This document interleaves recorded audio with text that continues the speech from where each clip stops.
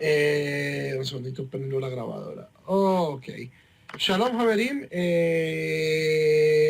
es nuestra segunda clase de introducción al Midrash, que habíamos estudiado la clase anterior. La clase anterior habíamos aprendido sobre las dos diferencias del tipo de literatura rabínica, es decir, habíamos aprendido que la literatura rabínica, la Torah Shebe'al Peh, se divide en dos categorías, lo que se llama la halajá, material halágico, y material agádico o midrash. Y habíamos visto que el material midrashico es verdaderamente muy diferente al material halágico, en el sentido que su función es completamente distinta. Su función trata de explayar, de explicar, de extender el texto bíblico, pero desde una posición no tanto de autoridad, sino de creatividad, de individualidad, como ya el hijo del Rambam nos lo va a corroborar. Y el primer punto que tratamos en este texto muy importante es que el principio de autoridad no es absoluto en el judaísmo, ¿cierto? Acá Abraham Ben Rambam lo que nos está diciendo es que yo no tengo que creerle a alguien lo que la persona dice, si no es cierto. Puede que esta persona sea el gran rabino Pepinito, ¿cierto? Pero si lo que la persona está diciendo es incorrecto, nosotros estamos no estamos obligados a tener que creerlo. Y más allá de esto, Abraham Ben Rambam explora cómo este principio es una obligación no solo intelectual, sino es una obligación toraítica, como la Torá nos dice en varias instancias que nosotros debemos buscar la verdad sin importar quién sea la que le esté predicando, ¿ok? Y de cómo los rabinos del Talmud en su propio discurso no estaban, no les temblaba la mano para aceptar que se habían equivocado o para aceptar que otras personas tenían la razón, y que esto pues es más que una prueba en contra de su grandeza, es justamente una prueba a favor de su grandeza intelectual. Y no... Entonces, esta imagen beata, tal vez que nos presentan, los rabinos nunca se equivocaron y todo lo que decían era absolutamente verdad, es contradictoria con el mismo texto del Talmud y con una lectura tradicional. O sea, recordemos que este texto, el Mahamar al-Divrei Hazal, está escrito en el siglo XIII, donde ya esta visión totalitaria, beata, inerrante, en cierto modo muy cristiana, de los rabinos ya había comenzado a establecerse, especialmente por los defensores de la Cábala, y era necesario para Abraham Ben Rambam, de cierto modo, defender el honor de los rabinos y defender la integridad intelectual de la Torá, diciendo, no, esta gente no le temblaba la mano para decir, a veces los griegos saben más que nosotros y a veces yo me he equivocado y necesito cambiar de opinión. ¿Ok? Entonces, eso era lo que habíamos estudiado la clase anterior. Ok. He aquí que expone ante tus ojos una disputa de nuestros eruditos. En ella podrás apreciar la sinceridad y compromiso con la verdad que ellos poseían, sin importar quién dijese lo que se dijo. ¿Ok? Entonces aquí ya nos va a traer un ejemplo concreto de cómo los sabios de la época talmúdica practicaban este principio de objetividad, no diría científica, pero sí de objetividad filosófica. Dice en la Gemara de Pesachim, página 94b, dice, Hachmei Israel Omerim, los sabios de Israel dicen, Bayom Hama mehalechet lemata min harakia, ubalayla lemala min harakia. ¿Ok? los sabios de Israel sostenían que durante el día el sol se desplaza por debajo de la esfera celeste y por la noche lo hace por sobre la esfera celeste. ¿Ok? ¿Cómo era la visión del mundo de ellos? No era que creían que el mundo era plano, sino que creían, digamos que esta es la Tierra, aquí estamos parados nosotros.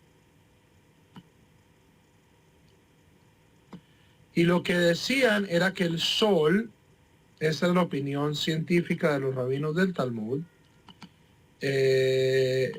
decían que el sol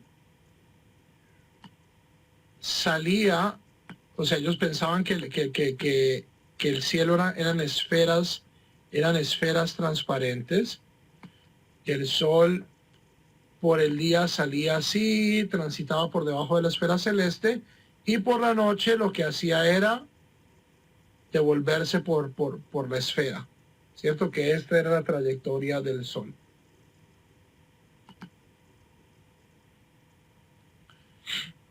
En cambio, los sabios griegos, o en este caso el de Hachnei Umot Haolam, los sabios de entre las naciones, sostienen que durante el día el sol se desplaza por sobre la tierra y por la noche por debajo de la tierra.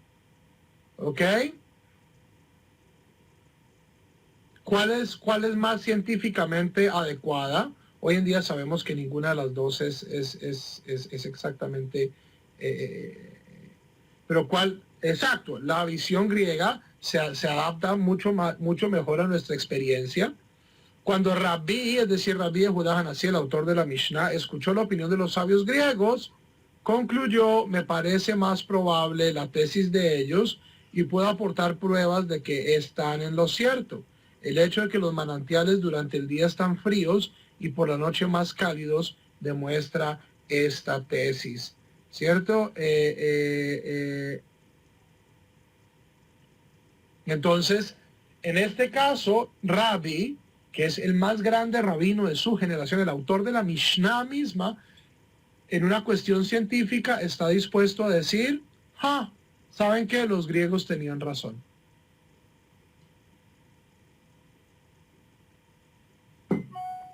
Ahora, la teoría que él expone, la prueba es en el agua manantial. Y esta ley tiene una aplicación concreta para Pesaj, que estábamos discutiendo el otro día. Ok, si la trayectoria del sol es alrededor de la Tierra, de noche, cuando el sol está, por decirlo así, en el otro extremo del planeta,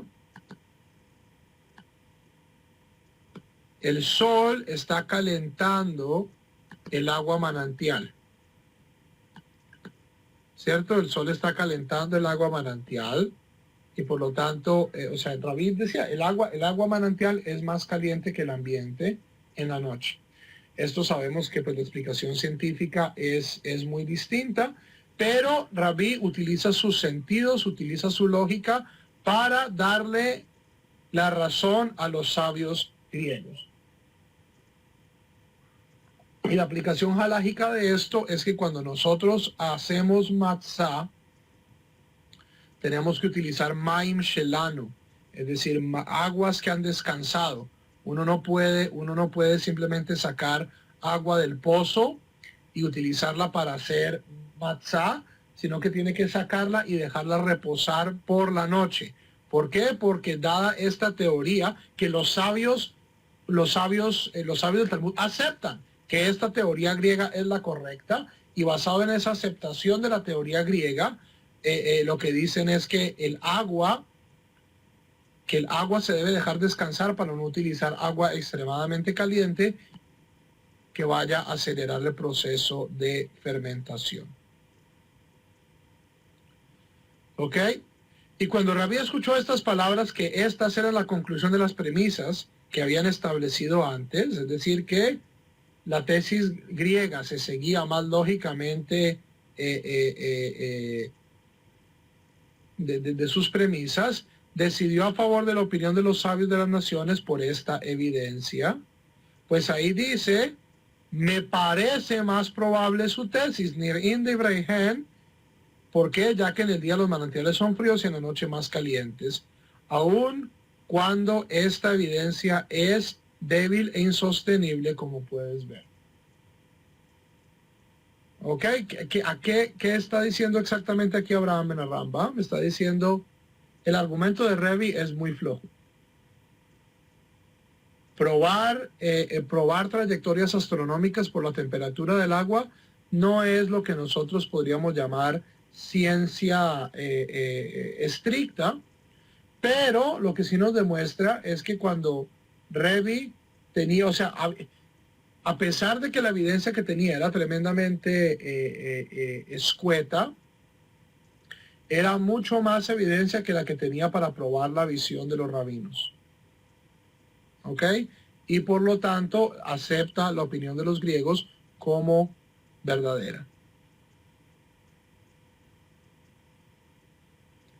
Y ahora observa lo que aprendemos de esta veraitá. ¿Y cuál es el punto central de este? Pues Rabí no profirió su conclusión sino por medio de pruebas. ¿Cierto? El amidere harre ayot. Show me the money.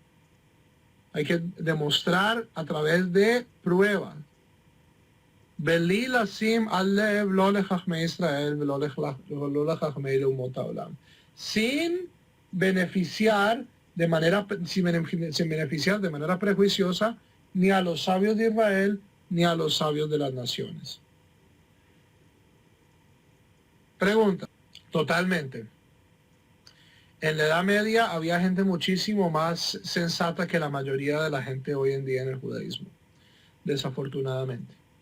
¿Por qué prevalece esta halajá de Pesaj? Yo creo que prevalece en el sentido que es mejor dejar reposar el agua, o sea, a veces el agua manantial sí sale más caliente y es preferible dejarla reposar. O sea, hoy en día sabemos que esto no es cierto, pero a pesar, o sea, el sistema halágico tiene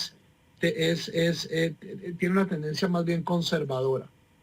Si nosotros podemos conservar una halajá, ¿cierto? Si esta halajá no estorba, tiende a conservarse. Que es lo que sucede en este caso. O sea, en este caso no nos afecta mucho simplemente tener que recolectar el agua la noche antes de Pesaj y dejarlo reposando. O sea, esta no es una de estas cosas como las agunot o como estos no son el tipo de preguntas halágicas que despelucan a la gente. ¿Ok?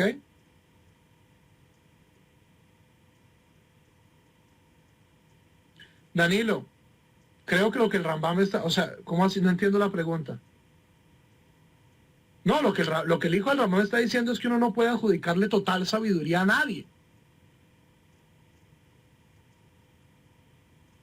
Eso es lo que está diciendo, o sea, que la gente tiene la verdad sin importar si es judía o no judía, o si son los sabios del Talmud, y lo que también está diciendo es que los sabios del Talmud también se equivocan.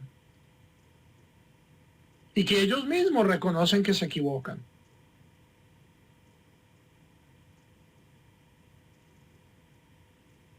Ok, que hoy en día, desafortunadamente, en el mundo judío, tenemos una afirmación ideológica de que todos los sabios del Talmud y que todos los Aharonim y los Rishonim, ¿cierto? Y el Hofetz Haim y el Rabo Badia son absolutamente infalibles y yo como pequeña cucaracha con mi intelecto reducido, ¿cómo puedo criticar las opiniones de los Jajamim del pasado? Aquí el hijo del Ramam nos está diciendo exactamente cómo. Y nos está diciendo que esa actitud santurrona de que los sabios nunca se equivocan es foránea al judaísmo.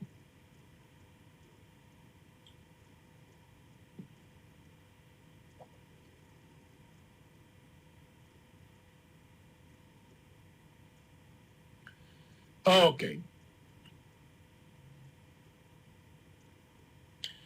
Inclinándose por la postura de los sabios griegos, merced a la deducción lógica que pudo establecer, la cual le pareció una prueba aceptable, que en la noche los manantiales estaban calientes y en el día fríos.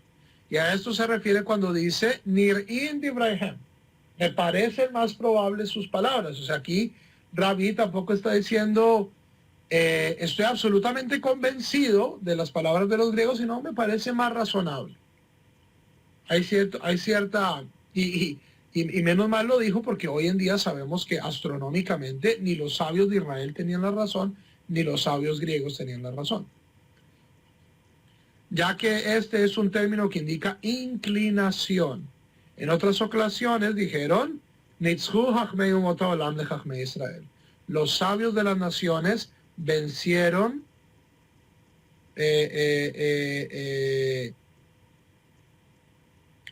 vencieron a los sabios de Israel.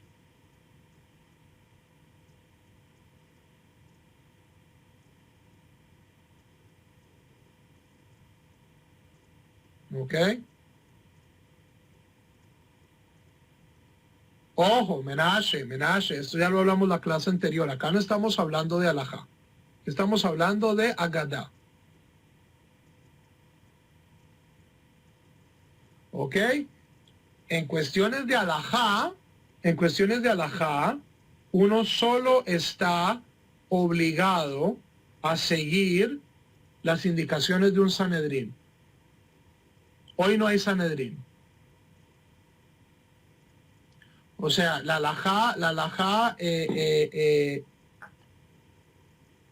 indica que la única corte judía que tiene total autoridad, que debe ser seguida en toda circunstancia, es el Sanedrín propiamente constituido, y este Sanedrín no existe hoy en día. Entonces, hoy en día no hay ningún sabio que tenga autoridad absoluta y total, incluso de acuerdo a las especificaciones del mismo, del mismo sistema halájico.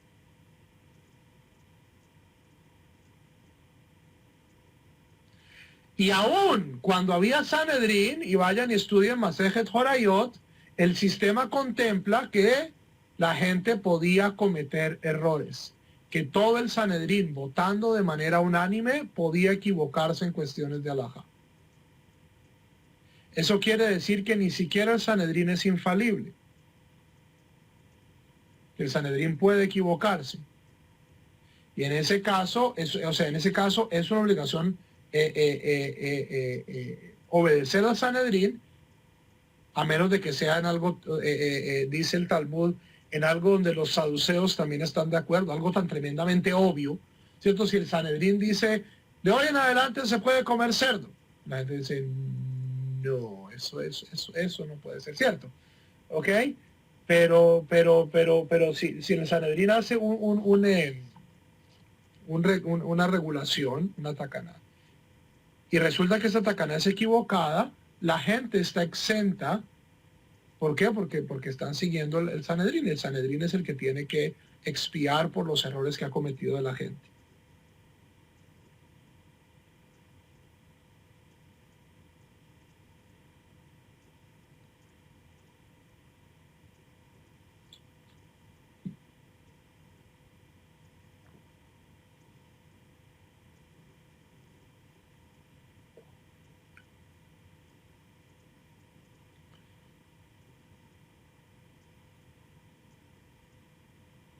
Hay dos formas de explicarlo.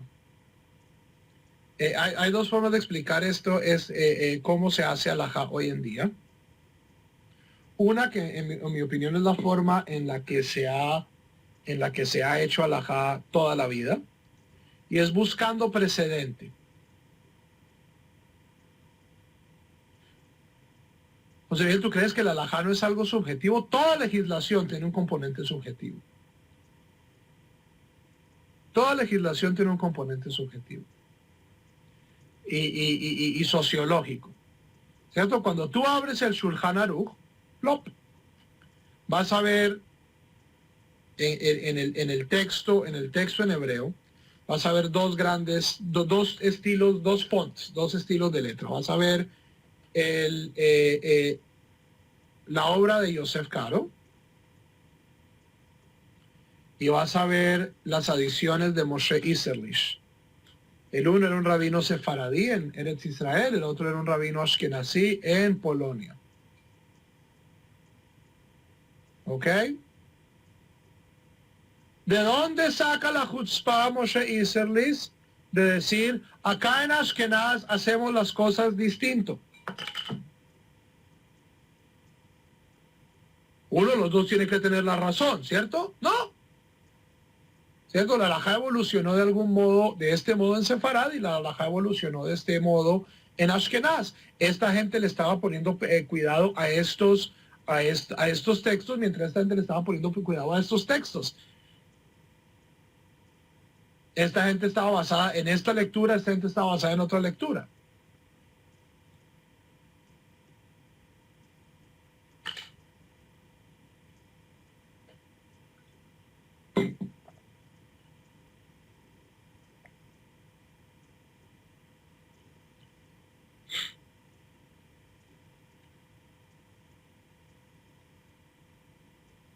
¿Okay? Nos estamos desviando del tema. El tema aquí no es halajá. Simplemente digo esto. Hoy hay dos formas de cómo se innova en el tema halájico. El primer método, que en mi opinión es el método antiguo, es cuando surge un problema nuevo en halajá, porque por cuestiones tecnológicas, por cuestiones sociológicas, por cuestiones de avance, lo que nosotros debemos ver es si hay un precedente. Es examinar toda la literatura halájica, que es bastante vasta, ¿cierto? El Talmud, Poskim. Y vamos a encontrar alguna, sin duda alguna, vamos a encontrar algún precedente que determina la halajá y utilizar ese precedente para poder establecer, para poder interpretar la nueva circunstancia. ¿Ok? Esa es una forma de hacer halajá. La otra forma,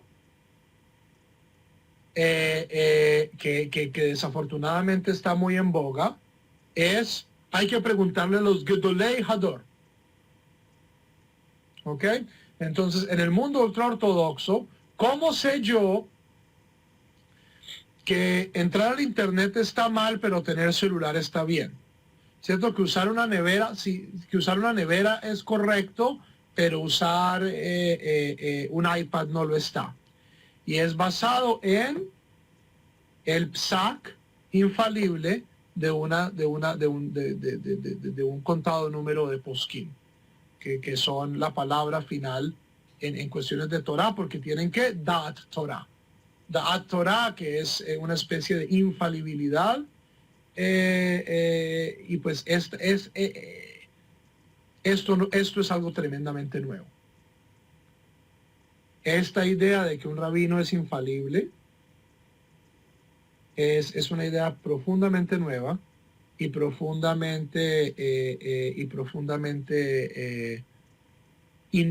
innovadora en un sentido malo. O sea, esto viola muchísimas de las reglas tradicionales de Psak Halajá. ¿Okay? Mientras que en el mundo judío lo que siempre ha existido es diversidad.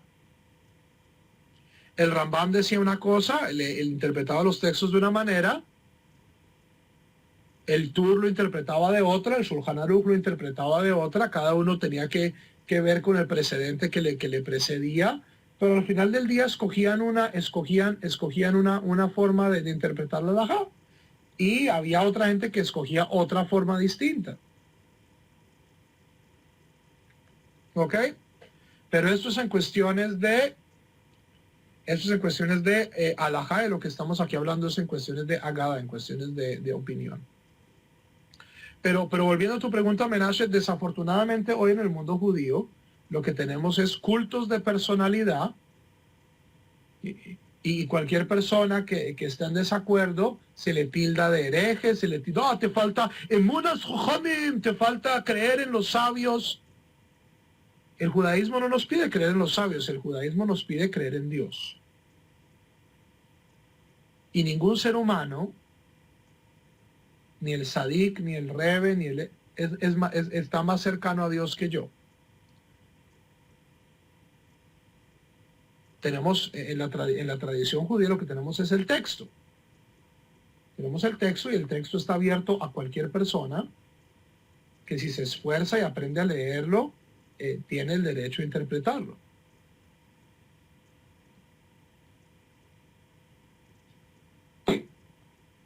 Y continuemos.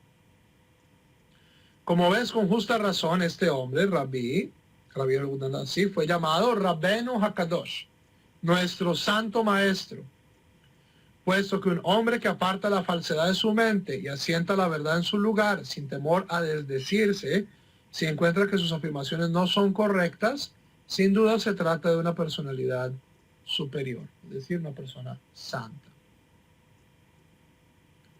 Rebbe, al estar dispuesto a admitir su falibilidad, esto para el hijo del Rambam es una prueba de su superioridad moral.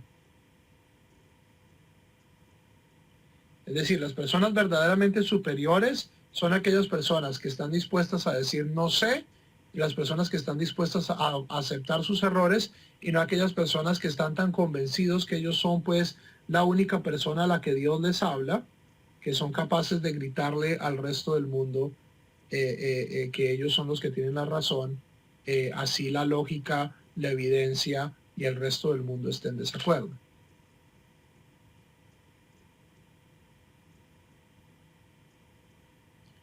Y con esto que se nos aclara, los sabios del Talmud de nuestra bendita memoria,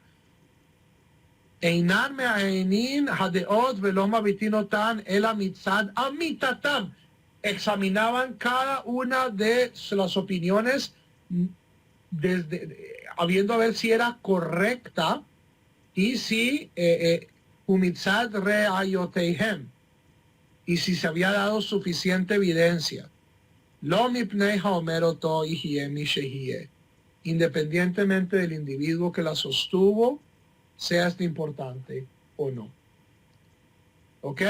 Entonces, aquí el Rambam lo que nos está diciendo es, el hijo del Rambam lo que nos está diciendo es la verdad independientemente de quién la exprese, y no porque la persona que expresa una opinión es muy importante, esto hace la opinión verdadera o falsa.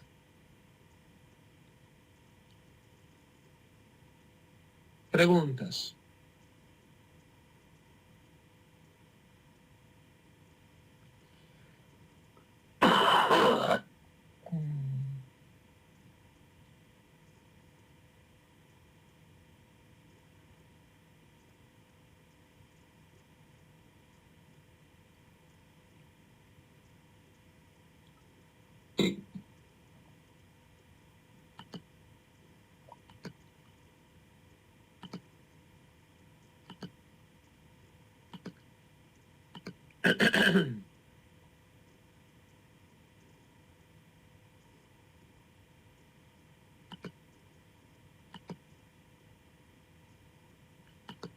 No.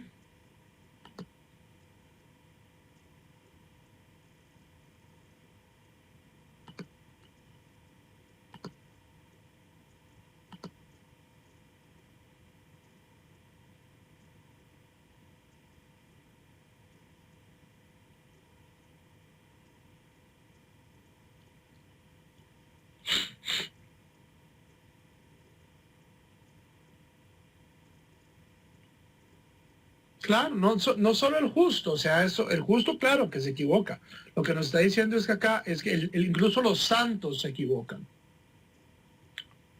Es mucho más fuerte, es mucho más fuerte la afirmación. O sea, a aceptar los propios errores es claramente una marca de superioridad moral. Pero esto es cierto incluso cuando uno es Jajameinus y Jronam Libraja, ¿cierto? Cuando uno es los rabinos del Talmud.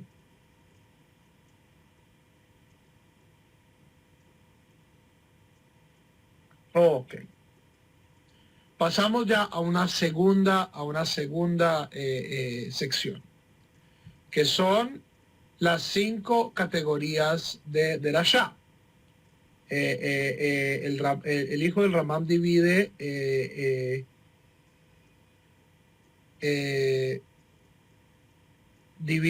o sea, ok, aquí vamos a tener que, necesito otro marcador. Ok, habíamos hablado que la Torah oral se divide en 2.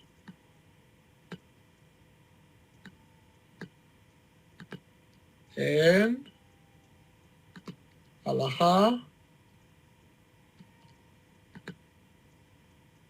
y en Agadá o Midrash.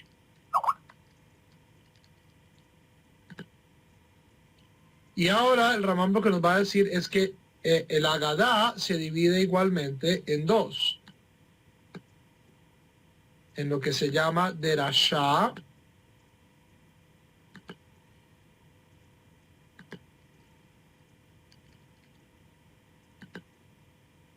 y en lo que se llama Maaseh.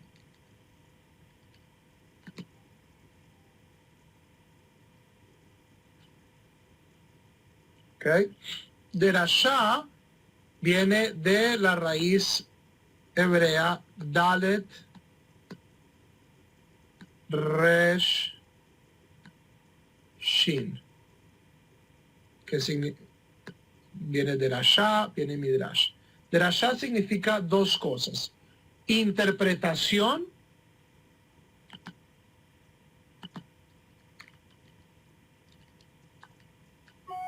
o lo que nosotros conocemos en español como homilía.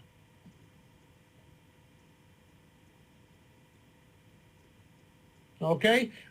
O yo tengo un verso de la Torá y quiero saber exactamente qué es lo que este significa.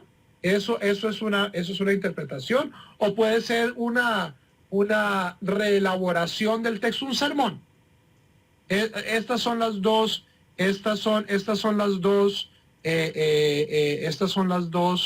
los dos usos que tiene la palabra derashá.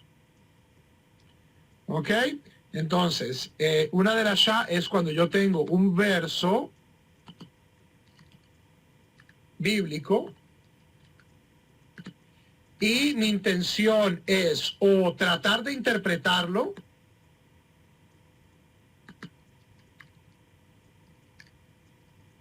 o tratar de usarlo para comunicar un mensaje particular. ¿Ok?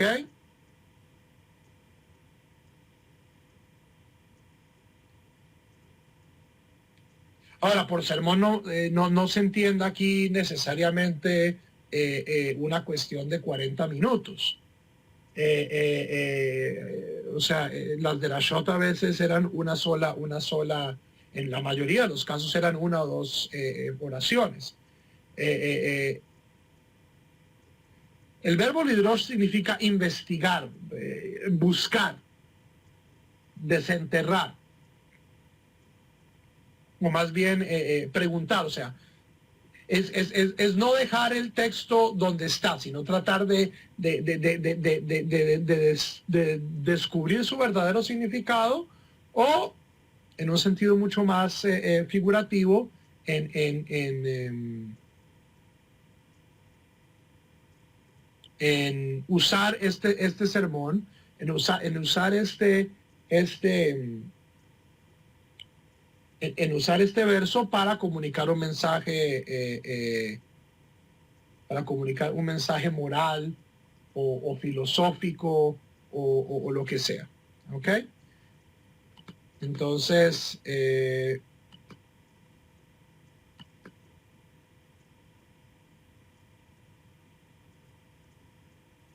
Jacob, esta división Ashkenazim-Sefaradí es absolutamente anacrónica, no se aplica al Talmud. O sea, antes del siglo X no hay Ashkenazim, no hay Sefaradim, el Talmud se termina en el siglo VI. que todas las personas que hayan estado,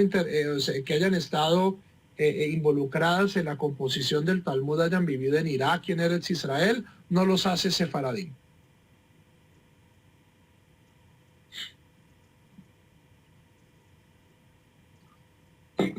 Esa es una es una categoría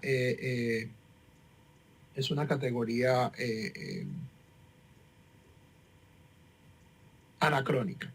Ahora, ¿qué función tiene el sermón en el cristianismo y en el judaísmo? El judaísmo y el cristianismo, y así hay mucha gente que no le gusta aceptarlo, provienen del mismo background, que es el judaísmo del segundo templo. Y una de las características fundamentales del judaísmo del segundo templo era que la gente estaba obsesionada con el texto. La gente estudiaba Torah, lo cual no se puede decir del periodo bíblico. En el periodo bíblico ustedes no ven una sola persona estudiando Torah. El estudio de la Torah es una característica histórica de la época del segundo templo. Y especialmente en Eretz Israel, durante el segundo templo, esa era una parte importante del judaísmo, era que gente tomaba un verso o una porción de la Torá y la utilizaba para...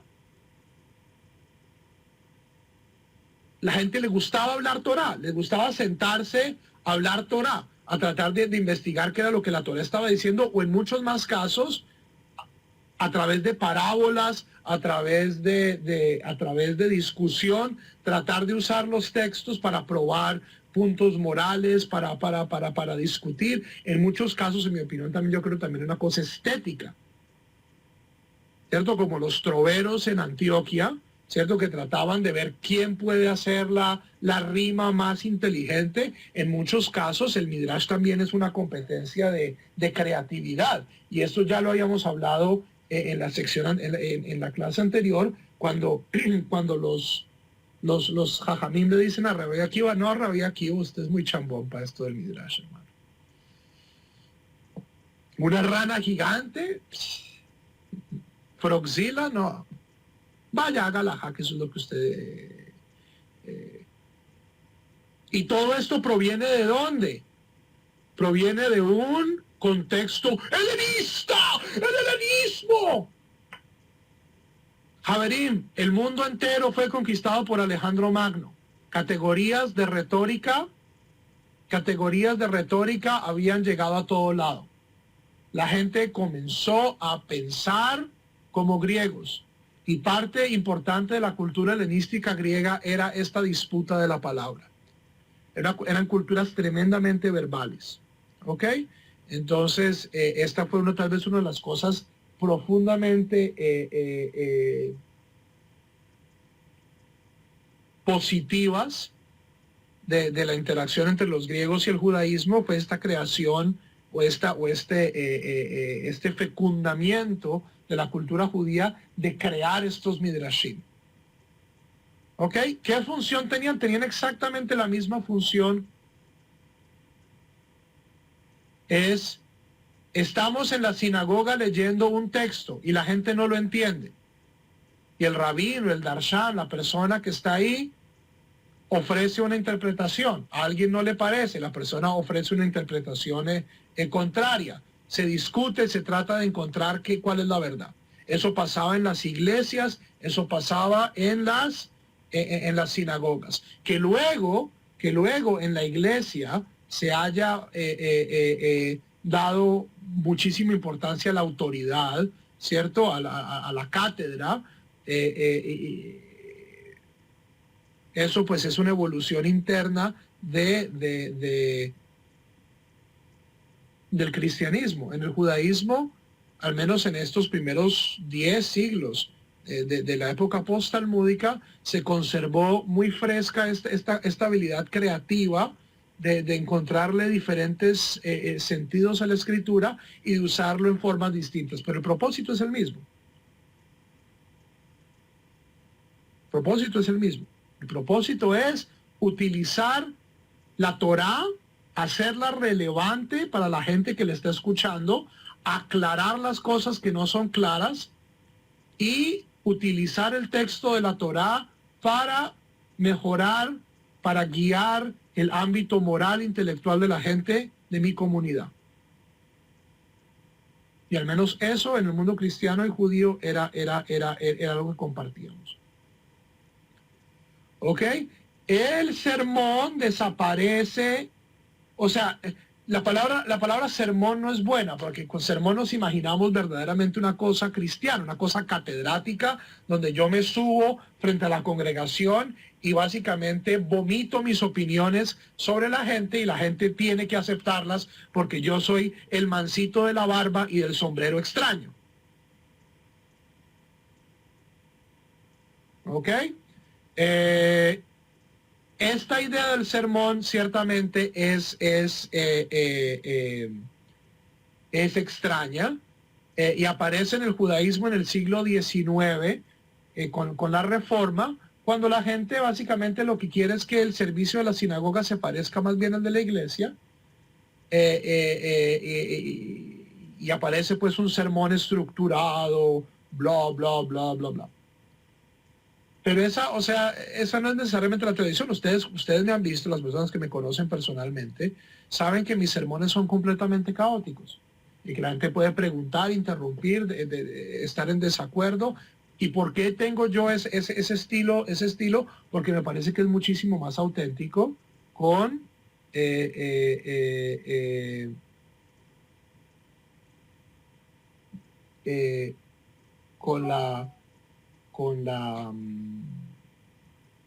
con el original sentido de una comunidad lectora de Torah.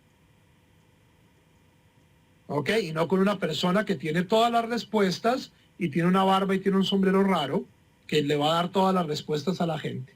Esa sí que es una forma política que heredamos del cristianismo tardío y que definitivamente no le ha hecho ningún bien al pueblo judío. Como dice mi gran amigo Boaz Fariñas, eso es llevar a la rabinolatría. ¿Cierto? Ok. Entonces la Agadá tiene dos formas. Una es la derashá, que es una interpretación de un verso bíblico, y la otra es el maasé, que es una anécdota. ¿Cierto? Es una anécdota no necesariamente conectada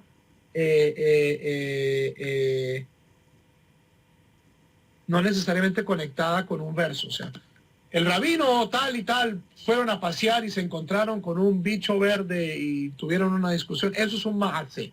Una derashá dice en la Torá, bla, bla, bla, bla, bla. ¿Cómo hemos de interpretar este verso? Dijo Rabí fulanito, dijo Rabí sutanito. 5 categorías de derashá. Luego de esta introducción afirmo con la ayuda de Dios, la cual invoco para el análisis de la verdad, que todas las homilías y prédicas de los eruditos del Talmud y demás fuentes pueden dividirse en... No, Eli, no es lenguaje metafórico, anécdota.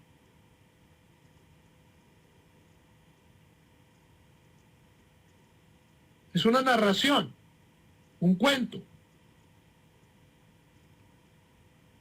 Como este que lo he visto circulando en Facebook, que sale de Masejet Berajot. Los hijos de Rabbi Meir murieron. Y Bruria, su esposa, los tapa con una sábana. Llega Rabbi Meir de la yeshiva, dice, ¿dónde están mis hijos? Y la señora le sirve la comida y le dice este cuento. Rabino, mi rabino, ¿qué pasa si yo pedí prestado una joya y luego alguien viene a recogerla? ¿Es justo devolverla? Y el rabino dice, sí. Mira tus hijos muertos, Dios nos los dio, Dios se los lleva. ¿Ok? Eso es una anécdota. Es una narración. Ahí, por ejemplo, no se citó ningún verso. Al final se cita un verso. ¿Cierto? Dios dio, Dios de Job. Pero el propósito de la historia no es interpretar el verso de Job. El punto de la historia es contarnos algo sobre Rabbi Meir. ¿Ok? Una anécdota. ¿Historias reales o ficticias, David?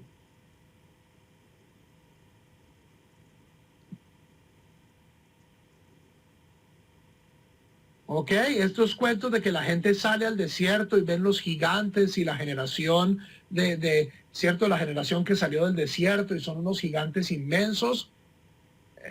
Eso es más bien ciencia ficción. Ya vamos a llegar a los Maaseh. Ok.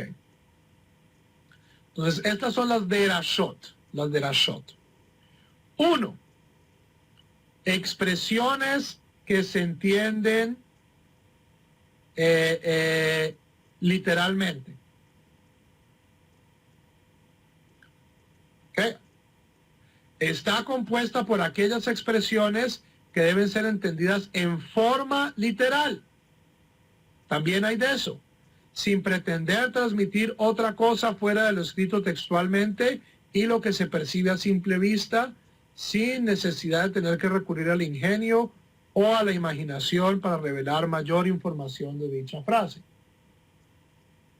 ¿Okay? Hay derashot que deben ser tomadas de manera literal.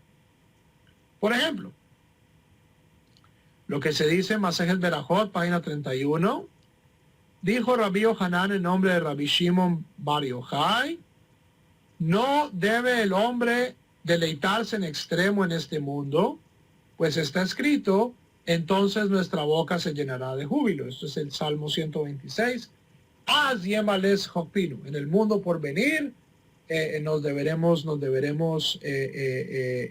regocijar. En este mundo no seamos tan rumberos. ¿Ok? ¿Cuál es el sentido? ¿Cuál es el sentido de esta derashá? Que uno no debe tomarse la vida tan olímpicamente. Eso es lo que dice. Eso es lo que dice. ¿Ok?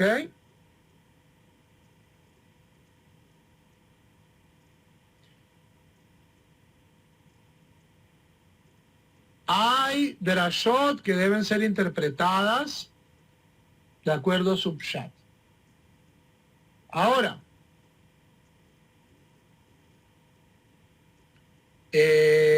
la tradición a veces nos presenta varias opciones.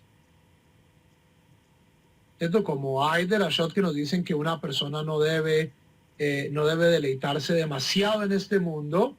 Hay otras opiniones que nos dicen que una persona debe tratar de aprovechar este mundo al máximo. En ambos casos yo creo que esta era la opinión directa de estos rabinos. Shimon Bar Yochai tuvo una vida muy difícil. Y a pesar de eso no escribió el Zohar.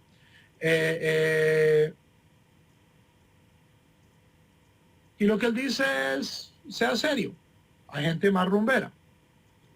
¿Ok? Pero cuando Shimon Bar Yochai está diciendo, no se tome la vida tan deportivamente, ¿qué es lo que debemos interpretar de esto?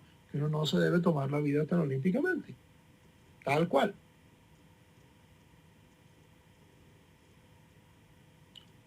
Ok, segunda categoría.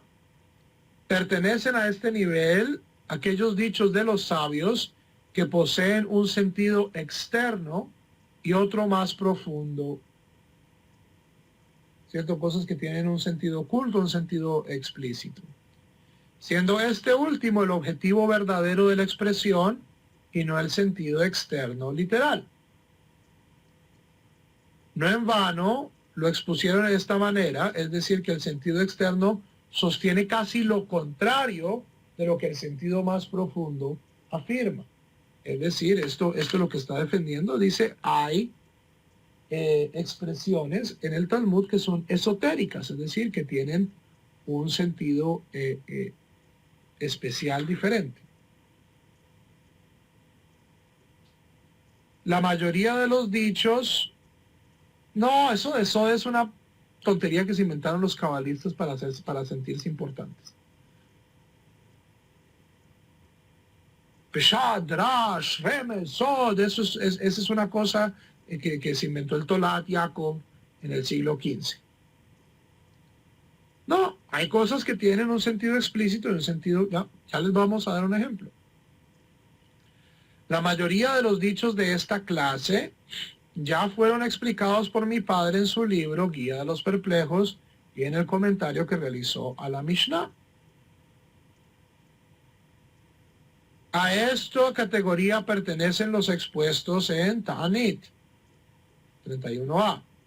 Dijo Rabbi Eliezer, en el futuro Dios hará una ronda con los justos en el jardín del Edén, y él se erguirá en medio de ellos y cada uno señalará con su dedo, como dice en Isaías, Vayomar Vayom Hahu, Hine Eloheinu ze kivinu lo veoshienu ze Hashem kivinu lo nagila benismecha bishuato.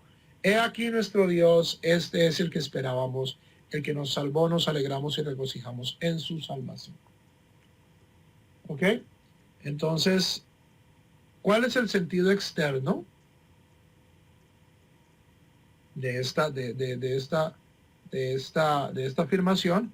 Que después de nuestra muerte, Dios nos va a poner a bailar.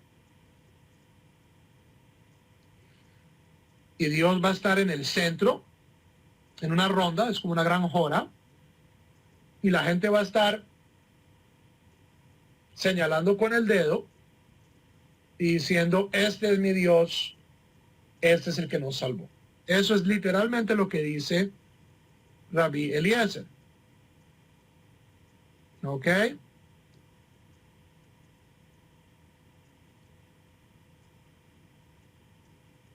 Ahora, yo me puedo tomar esto de manera totalmente literal y decir, cierto, Dios nos va a dar cuerpos y todos vamos a bailar, es cierto, y Dios va a reunir a los Beatles otra vez, y esa es la música, pues, que vamos a estar bailando. Pero lo que dice acá es que en el sentido literal de esta prédica, repugnará a cualquier persona dotada de intelecto. ¿Por qué? Porque después de la muerte, ¿qué es lo que no tenemos, Javerín?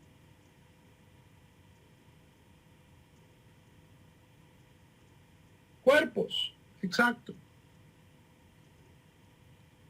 Y evitará que cualquier persona de la fe lo crea. Ese es el gran problema. Estas afirmaciones tremendamente corporales sobre el mundo por venir son complicadas para las personas en el siglo XII. Lo que Rabbi Eliezer verdaderamente quiso expresar es que la recompensa de aquellos justos, merecedores del mundo por venir, es la percepción de la divinidad en forma tan clara como jamás hubieran podido alcanzar en este mundo. ¿Cierto? Que la gente puede decir, este es mi Dios. No porque Dios tenga un cuerpo que yo pueda señalar con mi dedo, porque yo no tengo dedo y Dios no tiene cuerpo. Es una metáfora.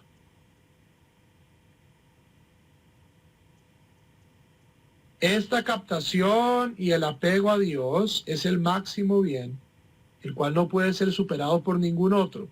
Así comparó tal alegría con la que se experimenta en las fiestas cuando se baila y se hacen rondas. Asimismo, comparó el regocijo de cada uno y uno al alcanzar ese nivel tan claro que otrora en vida les estaba vedado. La gente puede entender a Dios después de muerto mejor de lo que podía entenderlo cuando estaba vivo, diciendo, cada uno señalará con su dedo. Al decir nos salvó, se refiere a la liberación del alma racional con la ayuda de Dios, de las ataduras del enojo y la furia, aportando prueba de la belleza, el honor y la verdad que alcanzarán los justos, diciendo, nos alegraremos y regocijaremos en su salvación. ¿Ok? Entonces, si uno se toma a Rabbi Eliezer literalmente, dice, Dios nos va a poner a bailar. Y lo que el hijo del Ramam está diciendo, lo que el Rambam mismo interpreta sobre esto es, mire, esto es lenguaje metafórico para expresar mayor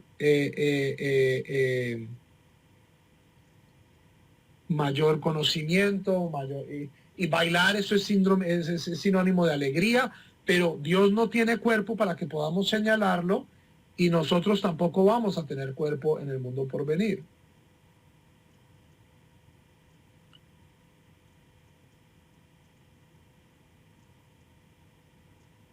De esta forma, todo el gran objetivo fue expuesto en breves palabras y en forma íntegra, transmitiendo una compleja e invalorable información con pocas frases.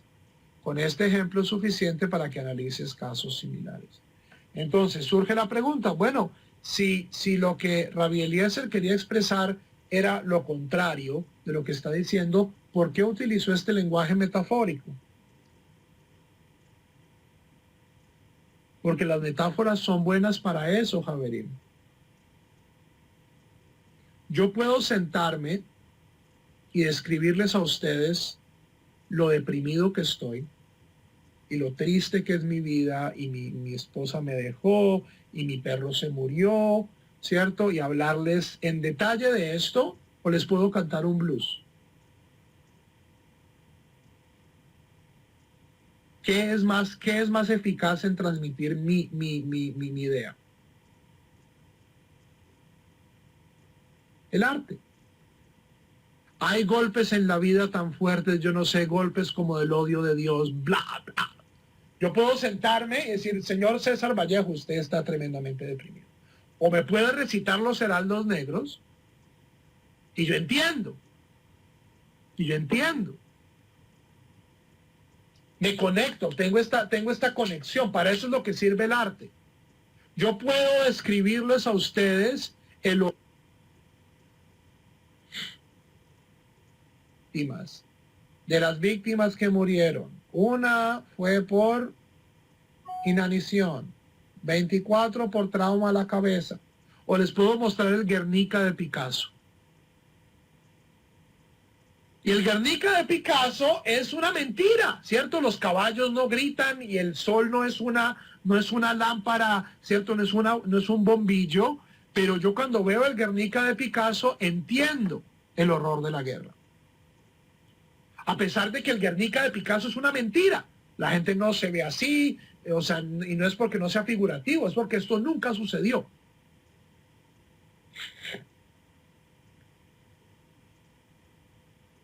El Midrash, en muchos casos, Javerim, era el arte de los rabinos.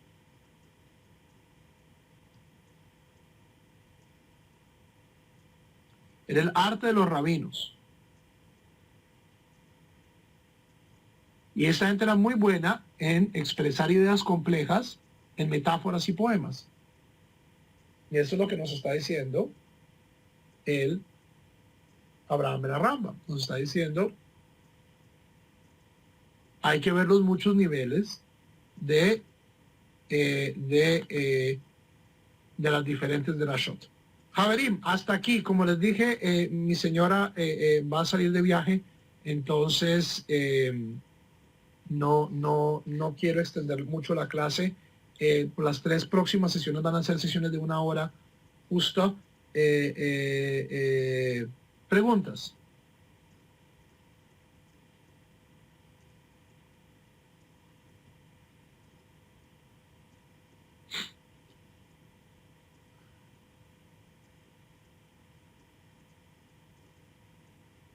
Ok, Javerim, entonces, si no hay preguntas, clase mañana de Rambam, solo 1 hora, lo mismo, por las mismas razones, pero clase mañana de Rambam.